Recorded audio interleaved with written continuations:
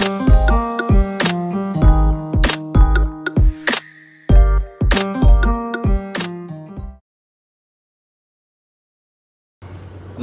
મિત્રો, હું છું આપનો દોસ્ત નીરવ વાઘેલા. બધાને જય માતાજી, જય માં ખોડિયાર. ને આપણા નવા કાર્યક્રમ નવી વાતો નીરવ સાથેના પહેલા એપિસોડમાં બધાનું હૃદયના ભાવથી સ્વાગત કરું છું.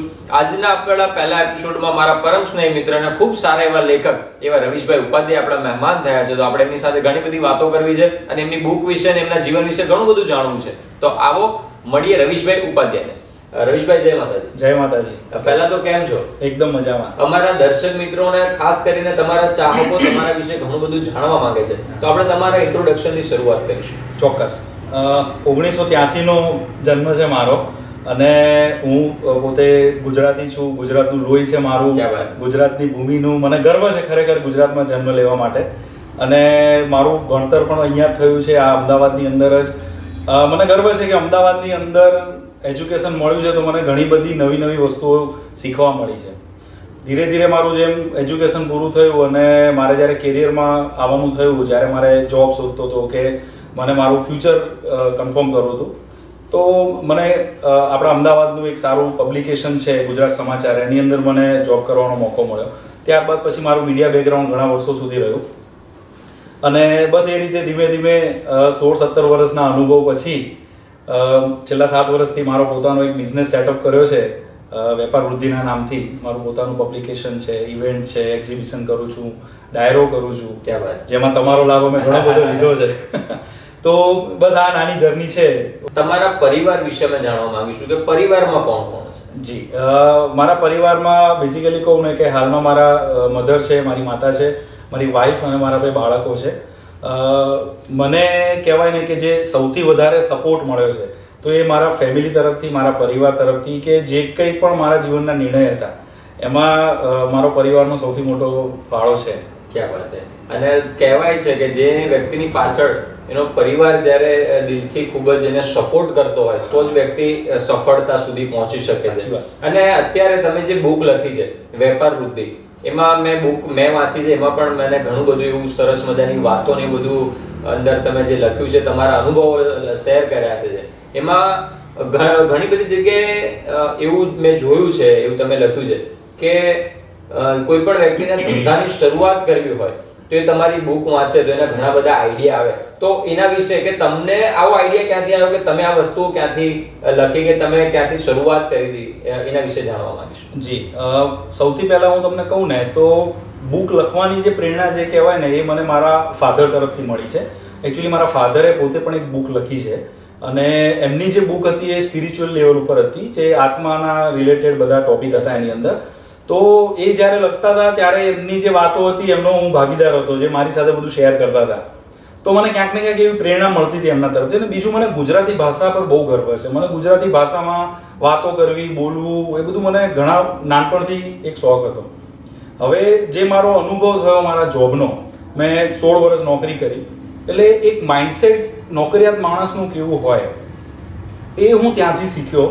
અને ત્યારબાદ એક રિયલાઇઝ થયું કે 16 વર્ષ પછી કે લાઈફમાં ક્યાંક પહોંચવું હોય અને આપણે પોતે જે આપણી પોતાની ઈચ્છાઓ જે પૂરી કરવી હોય ને, તો એના માટે બિઝનેસ સેટઅપ કરવો બહુ જરૂરી છે. એન્ટરપ્રેન્યોરશિપ લેવી પડશે એમ. તો 2017થી મેં મારો બિઝનેસ સ્ટાર્ટ કર્યો અને બિઝનેસ સ્ટાર્ટ કર્યા પછી જે કહી શકાય ને કે સડનલી 360 ડિગ્રી લાઈફ ચેન્જ થઈ ગઈ.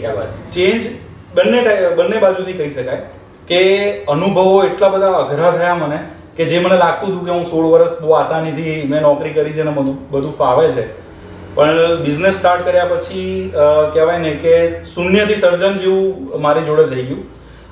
7 વર્ષની જે જર્ની હતી એમાં હું પોતે એક ઓનર હતો અને હું મારા ક્લાયન્ટ કે કોઈને પણ મળવા જાઉં તો એનો જે એક મને સેટિસ્ફેક્શન હતું એ ડિફરન્ટ હતું.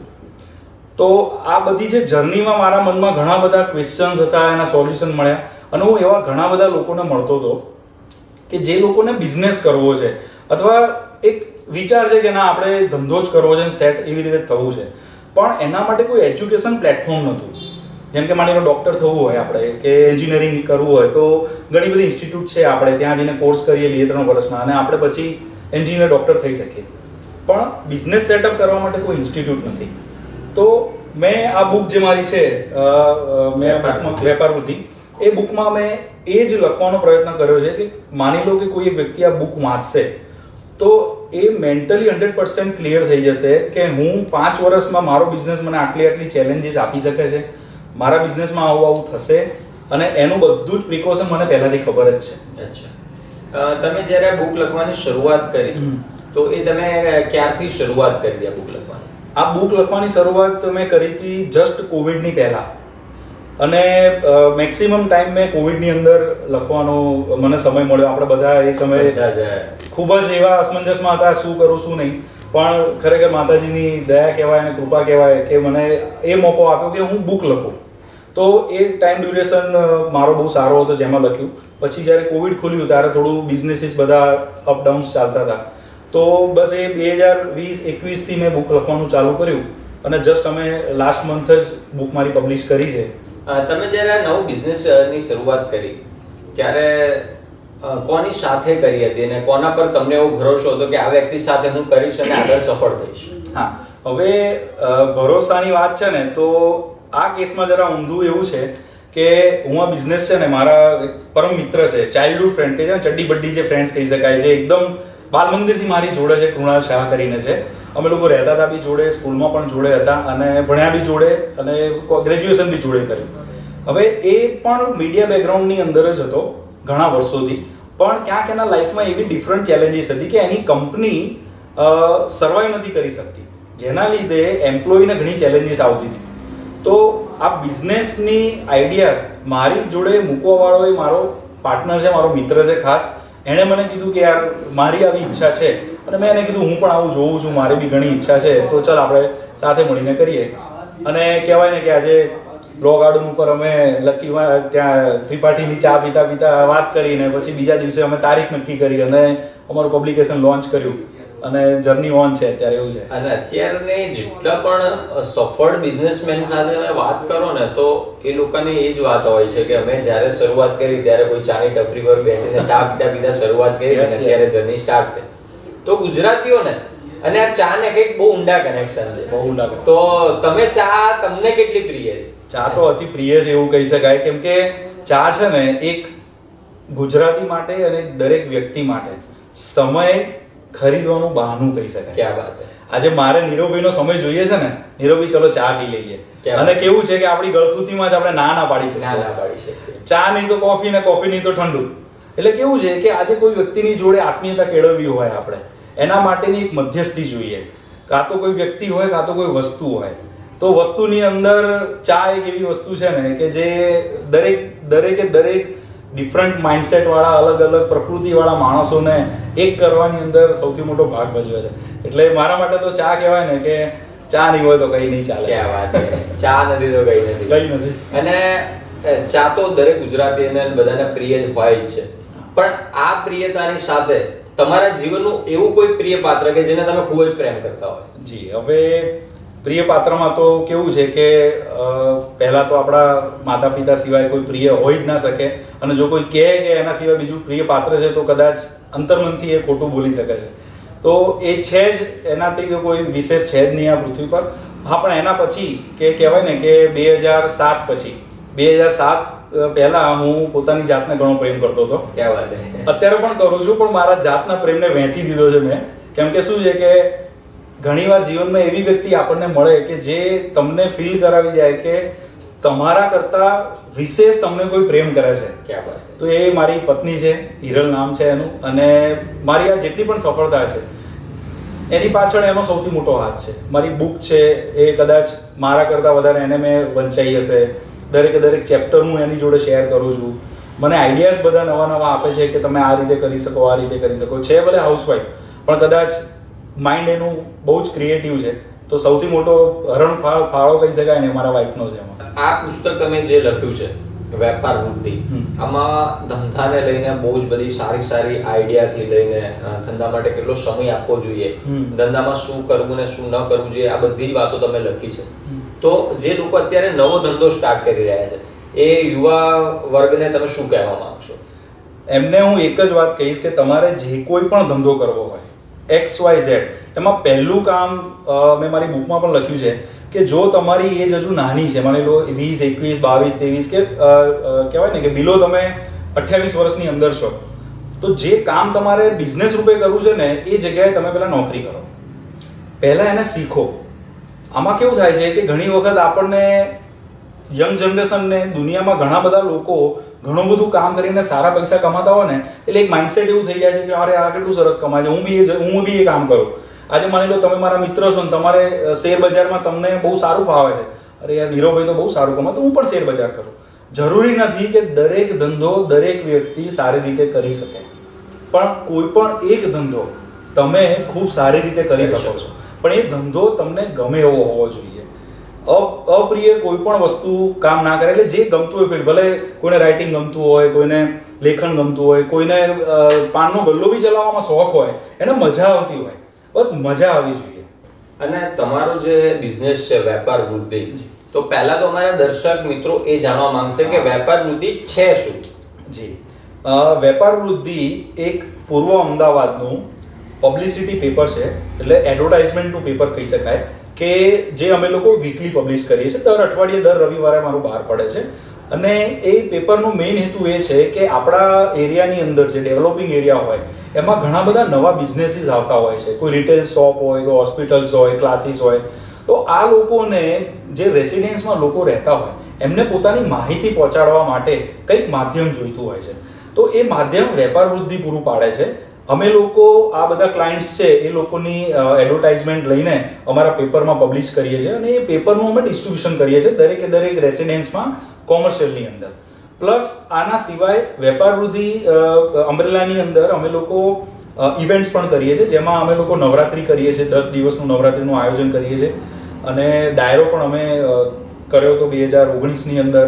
એજ્યુકેશન એક્ઝિબિશન અમે લોકોએ કર્યું છે, ફેશન શો અમે લોકો કરીએ છીએ. એટલે કહેવાય કે વેપાર વૃદ્ધિ નામની પાછળનો હેતુ એ છે કે દરેક વેપારી અમારી સાથે જોડાય, એનો બિઝનેસ ગ્રોથ થવો જોઈએ. તો રવીશભાઈ, મેં પણ તમારી ઘણી બધી રીલ્સ જોઈ છે જેમાં તમે સરસ મજાના મોટિવેશનલ થોટ્સ ને બધું કહેતા હો છો. તો તમારા વિચારોની વિચારધારામાંથી અમારા દર્શક મિત્રો માટે સરસ મજાની 2 લાઈન કહો એવી હું આશા રાખું છું તમારા. ચોક્કસ. સૌથી પહેલા તો એક વાત દરેક વ્યક્તિને એના પ્રશ્નને આ જવાબ રૂપે કહેવી જોઈએ એવી હું વાત કહું કે આજકાલ બધા એવું કહેતા હોય છે કે કેવું ચાલે છે એમ.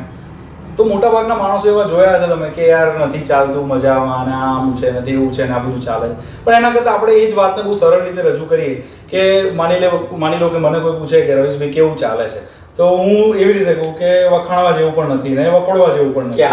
ક્યાં વાત હે. તો બીજી એક વાત તમને કરું તો કે આપણી પાસે બધું હશે ને તો ચાલશે, પણ બધા નહીં હોય ને તો નહીં ચાલે. એટલે કે બધુંની વ્યાખ્યા એ રીતે કહી શકાય, આપણી જોડે ભૌતિક વસ્તુઓ બધી હોય, મોબાઈલો હોય, આપણી જોડે સંપત્તિ હોય, લાઈફસ્ટાઈલ ગમે તેવી હોય, પણ બધા એટલે વ્યક્તિઓ માટેનો એક શબ્દ છે, બધા માટે જે વપરાય છે આપણે. તો જ્યારે આપણા પોતાના માણસો આપણી સાથે ના હોય, મિત્રો ના હોય, તો આ બધી વસ્તુઓનો કોઈ અર્થ નથી રહેતો. બીજી હું એક મારી બુકમાંથી તમને એક સરસ વાત કહીશ કે જે હું પૈસાને લઈને બધી વાત કરતો હોઉં છું. તો પૈસા વપરાઈ જવાની ચિંતા એ જ વ્યક્તિને હોય કે જેનામાં પૈસા કમાવાની આવડતનો અભાવ હોય. ક્યાં વાત હે. એટલે પૈસા જેનો ખર્ચો થઈ જતો હોય ને તો એ ચિંતા એ જ વ્યક્તિઓ કરે કે જેને પોતાના પર વિશ્વાસ ના હોય કે હું બીજા પૈસા કમાઈ શકું છું. તો કહેવાય ને કે દરિયો કોઈ દિવસ પાણી ખોવાનું ગમ ના કરે પોતાની. ક્યાં વાત હે. કેમ કે એ ક્યારેય ઓછું નથી થવાનું. ગમ હંમેશા તળાવ કરે અને નાની નદીઓ કરે. તો વિચારસરણી છે ને દરિયા જેવી રાખવી, અને એ વિચારસરણી દરિયા જેવી લાવવા માટે હું ગોળ ફરીને ફરીથી કહીશ, આ બુક બહુ અગત્યની છે. આ બુક મદદરૂપ થશે જરૂરથી. તો અમારા દર્શક મિત્રોને એ પણ જણાવી દેજો કે આ તમારી બુક કોઈને લેવી હોય તો ક્યાંથી મળી શકે. ઓકે, હવે આ બુક લેવી હોય તો આ બુક અત્યારે એમેઝોન ઉપર પણ અવેલેબલ છે, ફ્લિપકાર્ટ ઉપર અવેલેબલ છે, નવ ભારત સાહિત્ય મંદિર જે પબ્લિશર છે એમના ઓફિશિયલ જે પોર્ટલ છે એના પણ અવેલેબલ છે. બધા બુક સ્ટોર ઉપર પણ ક્રોસવર્ડ છે, અને જેટલા બી બુક સ્ટોર્સ છે ત્યાં બી અવેલેબલ છે. અને જે લોકો મારી આસપાસ છે અને મારી નજીકના છે તો એ મારો કોન્ટેક્ટ કરી શકે છે, અને મારી ઓફિસેથી પણ હું આ બુક આપું છું. અને જે મારી જોડેથી બુક લે છે એમને હું મારી સિગ્નેચર કરીને આપું છું, અને એમના રિવ્યૂનો હું વિડીયોઝ મારી સાથે બનાવું છું, અને એમના સાથે હું ફોટોગ્રાફ પણ લઉં છું, અને મારા સોશિયલ મીડિયામાં પણ હું મૂકું છું. તો એ લાભ લેવો હોય તો જરૂરથી લઈ શકો છો. ના 100%. રવીશભાઈ, આ તમારી સાથે મુલાકાત કરીને અમને ખૂબ જ મજા આવી અને બિઝનેસ વિશે અને જીવન વિશે ઘણું બધું જાણીને ખૂબ જ મજા આવી. અમારા દર્શક મિત્રોને પણ મજા આવી હશે. તો એની સાથે આ કાર્યક્રમનો આપણે અહીંયા જ વિરામ લઈએ છીએ. તો બધા જ લોકો તમારાથી ઘણી બધી પ્રેરણા લઈને નવા ધંધાની શરૂઆત કરે એવી પણ હું આશા રાખું છું. કારણ કે અમે કંઈ પણ કાર્ય કરતા હોય ને તો એની પાછળ મારો હેતુ તો એ જ હોય છે કે મારા કાર્યક્રમમાં કોઈ વ્યક્તિ આવે અને એમનાથી કંઈક પ્રેરણા લઈને એમનાથી કંઈક શીખીને અમારા દર્શક મિત્રોમાંથી ફક્ત 2 લોકો પણ સફળ થાય ને તો એ અમારો કાર્યક્રમ સફળ છે. તો દર્શક મિત્રો, આવી જ રીતે ઘણા બધા સેલિબ્રિટી, ઘણા બધા લેખક, એક્ટર, ડિરેક્ટર અને ઘણા બધા લોકોની સાથે આપણે મુલાકાત કરતા રહીશું. તો એની સાથે આજના એપિસોડનો અહીંયા જ એન્ડ કરીએ છીએ. તો બધાને જય માતાજી, જય મા ખોડિયાર.